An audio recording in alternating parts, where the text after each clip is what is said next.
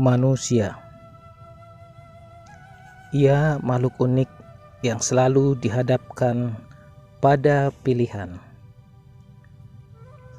Ia harus memilih apa yang akan dilakukannya sejak kecil, setiap hari, setiap saat. Hanya manusialah yang memiliki kemampuan menentukan pilihan secara logis. Bahkan untuk hal sederhana sekalipun,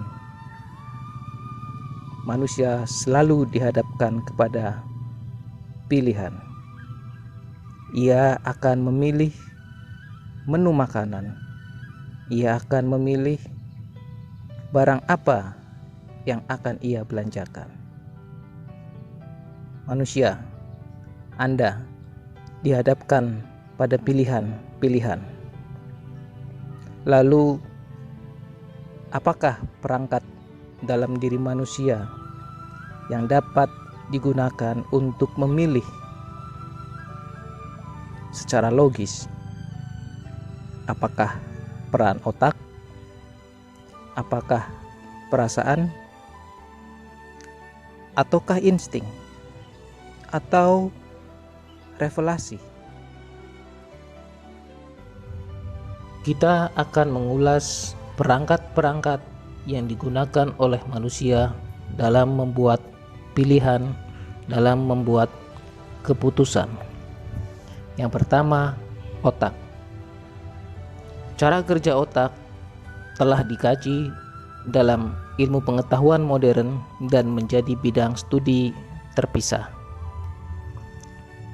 Dalam proses memilih, otak tidak selalu memberikan kontribusi yang memadai.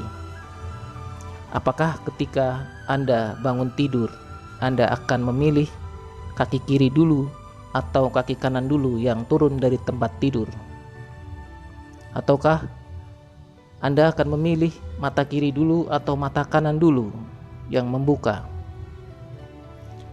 Saat itu, otak masih ada dalam diri kita, tetapi ia tidak memberikan fungsi rasional dalam membuat pilihan-pilihan yang sederhana. Otak masih ada di kepala kita, di tempatnya, tetapi pada sejumlah kejadian, pada sejumlah pilihan-pilihan sederhana, otak tidak memberikan fungsi rasional yang memadai. Kita akan membahas perangkat yang kedua. Perangkat ini sering disebut sebagai perasaan. Perasaan dikenali sebagai sesuatu yang menjadi pusat dari ekspresi diri. Perasaan menjadi cara manusia melakukan reaksi terhadap fenomena di sekitar kita. Perasaan menggambarkan keadaan terdalam dari diri kita, yang dengan keadaan-keadaan itu kita berdalih membuat keputusan, berdalih membuat pilihan atas nama perasaan. Terkadang perasaan dalam diri yang terdalam itu tidak terucap dengan kata-kata atau dalam simbol-simbol tertentu. Perasaan justru seringkali muncul diwakilkan dalam bentuk-bentuk semantik, dalam bentuk-bentuk simbolis. Bahkan dalam masa modern, perasaan disimbolisasi dengan perangkat sederhana seperti emotikon. Pada masa lalu, perasaan lebih kompleks, diwakili dengan puisi, lagu, lukisan, dan seni.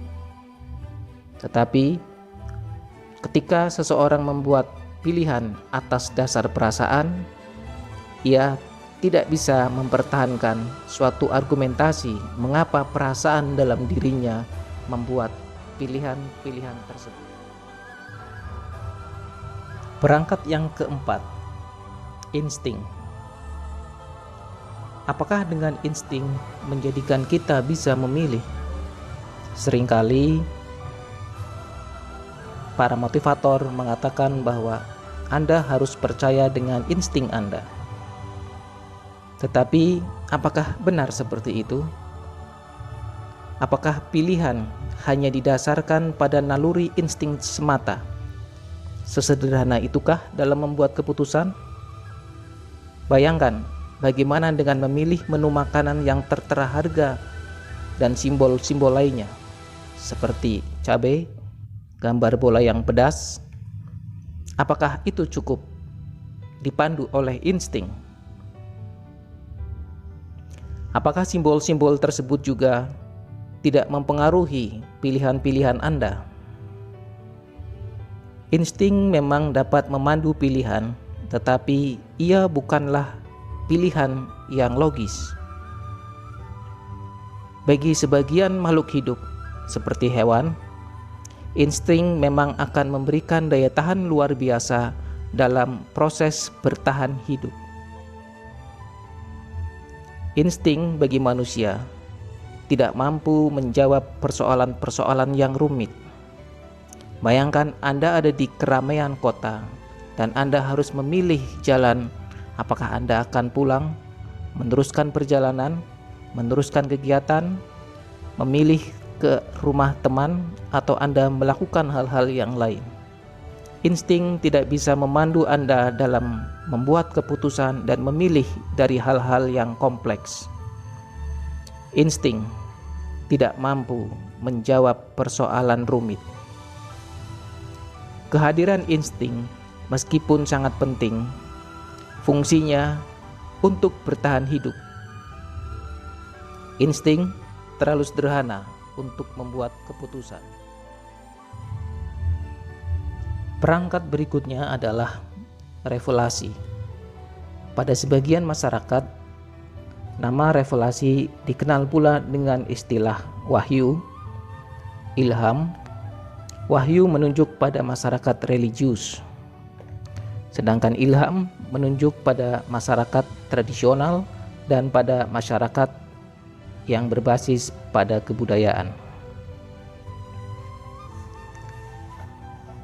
Ada banyak wajah revelasi di setiap peradaban. Revelasi merupakan suatu hubungan kosmik antara manusia dengan hal yang bersifat adi manusia. Pada masyarakat tradisional, revelasi seringkali pula disebut atau dikenali dalam bentuk wangsit. Pada masyarakat modern, dapat dikenali pula kehadiran revelasi dengan nama inspirasi. Seorang pencipta lagu akan mencari inspirasi terlebih dahulu sebelum ia bisa memulai karyanya. Seorang arsitek, ia akan mencari inspirasi untuk memulai desain gambar bangunan yang megah. Bahkan ilmu pengetahuan modern diinspirasi oleh bentuk-bentuk natural alam. Hubungan antara inspirasi dengan jiwa manusia, dengan otak manusia, dengan pikiran, dan dengan keputusan-keputusan manusia belum terjelaskan oleh sains modern. Inspirasi, revelasi, wahyu, wangsit, dan berbagai macam jenis nama di setiap peradaban kita himpun dalam suatu gugusan nama, yaitu insight. Insight hadir sebelum sains, di atas sains, di bawah sains.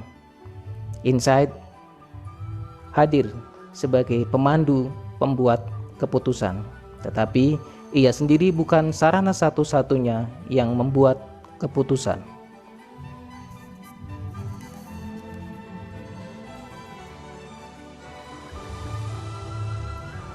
Jika bukan perangkat itu semua, lalu apakah yang membuat manusia bisa membuat pilihan-pilihan, bisa mengambil keputusan di antara berbagai pilihan yang rumit, di antara berbagai pilihan yang sederhana? Apakah yang membuat manusia bisa memilih dan membuat keputusan? Dialah suatu perpaduan seni mengenali objek dan seni memilah objek. yang menyatukan semua perangkat dari indera, revelasi, insting, insight, perasaan, rasionalitas. Ia suatu perangkat kompleks yang bisa memahami peristiwa dan menyelami makna. Dia memiliki fungsi untuk mengukur dan mengkalkulasi. Ia membuat simbol dan angka-angka. Dia merumuskannya ke dalam kode-kode bahasa, frasa, agar bisa dipahami manusia dan dikomunikasikan. Perangkat dalam diri manusia itu dikenal sebagai logika. Logika, sebuah seni berpikir, sebuah metode mengambil kesimpulan.